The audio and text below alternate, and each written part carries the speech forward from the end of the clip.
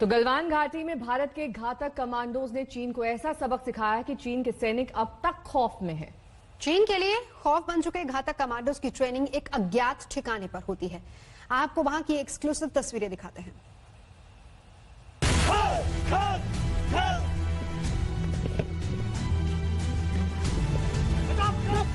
भारत के घातक कमांडो के वार से खौफ में चीन।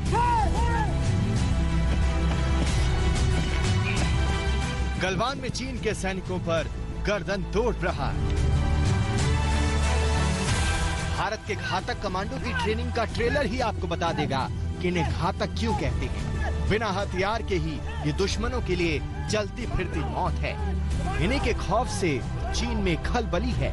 घातक कमांडो के नाम से चीन के सैनिक अब भी खौफ खा रहे हैं और इस खौफ का ही नतीजा है कि चीन ने अपने सैनिकों को मार्शल आर्ट की ट्रेनिंग देने का इंतजाम किया है।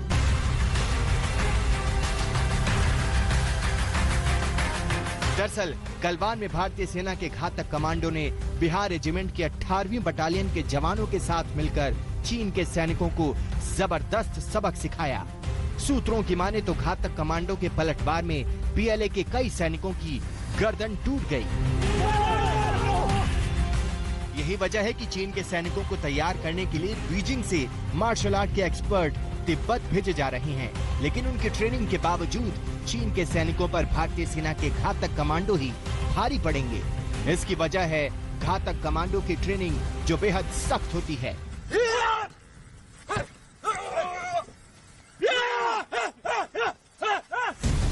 आज तक ने एक अज्ञात ठिकाने पर उनके ट्रेनिंग कैंप में एक दिन बिताया, जहां घातक कमांडो को बिना हथियार की लड़ाई के लिए तैयार किया जाता है।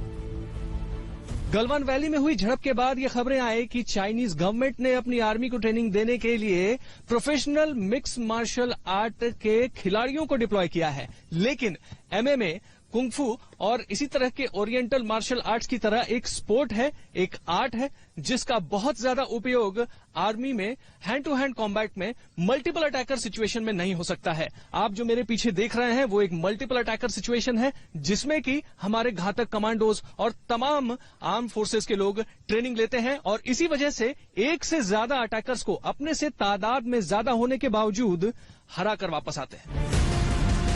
चीन ने गलवान की हिंसक झड़प के बाद मिक्स्ड मार्शल आर्ट फाइटर्स को तैनात किया है, लेकिन घातक कमांडो की ट्रेनिंग चीन के पुराने पड़ चुके ट्रेनिंग के तरीके से एकदम अलग है। जो ट्रेडिशनल मार्शल आर्ट है, जैसे आपने कुंग फू का नाम लिया, उसको सीखने में सालों लग जाते हैं। जो साधक होते हैं 15 साल 20 साल का समय लेते हैं एक ऐसे लेवल पे पहुंचने के लिए जहां वो मुकाबला कर सके मल्टीपल अटैकर्स का। जबकि ये ट्रेनिंग स्पेशली फौज को ध्यान में रख के डिजाइन की गई है, जिसमें कम से कम समय में इसको सीखा जा सकता है और इसको रेगुलर प्रैक्टिस जिसका वक्त नहीं मिल पाता है बहुत बार, उसके बिना भी इसको याद रखा जा सकता है। ये आपके शरीर का, आपकी मसल का हिस्सा बन जाती है, जिसको बोलते हैं मसल मेमोरी। घातक कमांडो की ट्रेनिंग के तौर तरीके तैयार करने में 10 साल का वक्त लगा है। इसके लिए sports physical education fitness and leisure skill council यानी SPEFLSC ने लंबी रिसर्च की है।